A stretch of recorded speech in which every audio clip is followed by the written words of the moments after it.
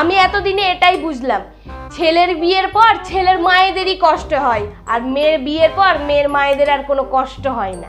অথচ দেখো, মেয়েরা তার বাবার বাড়ির ভাগ কোনো দায়িত্ব ছাড়াই, কোনো দেখাশোনা ছাড়াই পেয়ে যায়, কিন্তু শ্বশুর বাড়ির ভাগের কথা যখন আসে তখন শ্বশুর বাড়ির সকলকে ভালো রাখতে হবে, শাশুড়ির শরীর অসুস্থ হলে দেখতে হবে, একে দেখতে হবে, ওকে দেখতে হবে, কথা শুনতে হবে, কত কি চলে আসে, তাই না?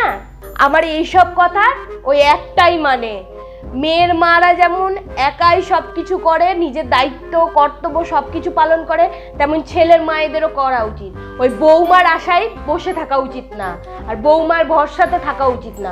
সবসময় বৌমা আর বৌমা, ছেলে বৌমা ছেলে বৌমা। কই, মেয়ের মা তো বিয়ে দিয়ে দিব্যি সংসার চালাচ্ছে।